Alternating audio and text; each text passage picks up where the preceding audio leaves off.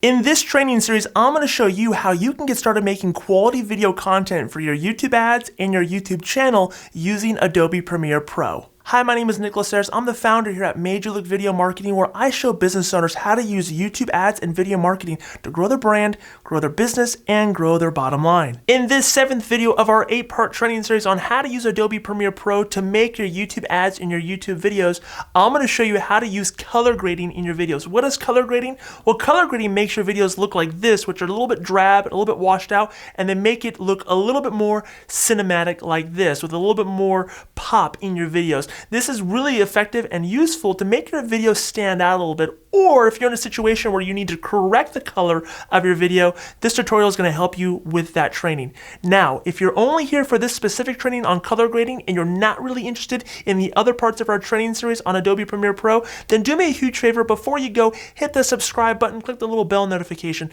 But if you are interested in the rest of our content, then I've put all 8 videos in the description below. Now, color grading in Adobe Premiere is made pretty simple. They actually give you a lot of defaults and a lot of things that you can kind of tweak on. So I have this video here. It's right out of the camera. It's not color graded. And I have this next clip that is color graded. You can see there's a major difference. If I just play them back to back, you'll see what they look like. If you're just now, one looks a lot more cinematic, a lot more eye-catching than the other one, where I'm very washed out and very bright. I'm overexposed in a lot of areas.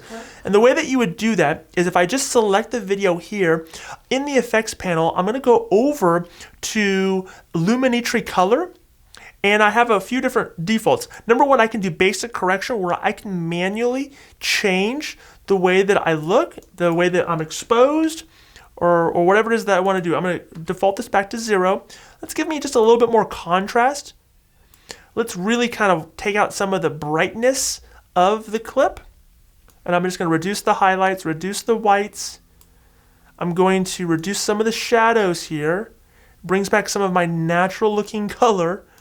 It's a little too much. I like to give it a little bit increase on the black, so it kind of gives it that faded film look.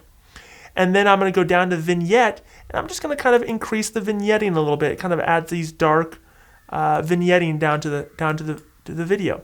And you can see that's a really easy way to do it. Now, if you aren't comfortable matching that, what you can always do is if I just delete this out of the effects control, I'm going to start over. I'm going to go to creative, and I could just go with some presets that they have.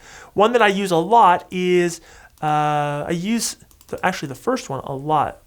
Now, that's obviously way too harsh, so what I'm going to do is I'm going to back down the intensity quite a bit, and that just kind of touches it up just a little bit. I can kind of go through here, and I can see a lot more that they have to offer. Another one that I use a lot is SL Big. Let's increase the intensity just a little bit. Kind of gives me just a little bit different look.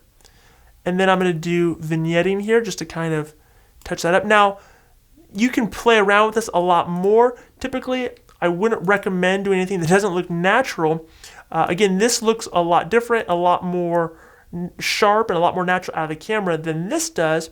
So you want to kind of mess with that. The other thing that you can do is you can touch on the curves here. And the curves are just kind of how color happens, either in RGB, red, R, G, green, B, blue, or just the overall how it's illuminated. So if I just kind of drag this down here, I can kind of give it a nice little S curve. It gives it some natural contrast, and I can kind of reduce that a little bit. I can also change the colors, reduce different aspects. If I think I'm a little too red on the camera, if I want to increase something, just so you can see how crazy it might look, I can certainly do that as well. And then I can also affect the hue versus the saturation. So if I want to mess with this stuff on a scale, I could.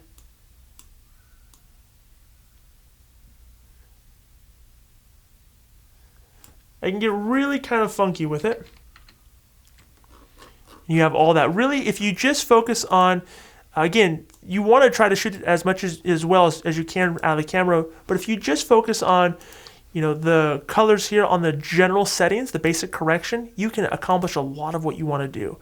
I can make myself a little blue. I can give myself, I can just touch up the warmth of it, the temperature. Because I have a lot of different colors going on here, I don't want to do one because I don't want to make it look too funky. I might want to just touch the exposure down just a little bit. Give it just a touch of contrast. Bring the highlights down a little bit. Reduce the shadows. Give it a little bit more on the black side. Give it that faded look. And touch up on the vignetting. Now it's not identical to this because these are different settings, but you'll kind of see even the difference between the two clips. Make that quality looking content. If you're just now, so it's actually very close. It's very close. But that's how you would kind of color correct yourself on camera so that you are giving yourself the most cinematic look, you're popping a little bit more, and you just look a little bit nicer, more presentable on camera. Now when you click on this video right here, you're going to go to the 8th and final video of our 8-part training series on how to use Adobe Premiere Pro to make your YouTube ads and your YouTube videos. In that training video, I'm going to show you how to properly export your video in Adobe Premiere Pro with the right settings so that you can maintain the quality that you've put into the video and it will work on YouTube, on your website, on Facebook, how to use the right settings out of Adobe Premiere. So make sure you click on this video right now, go to that training video. We'll see you in that final training video for Adobe Premiere Pro.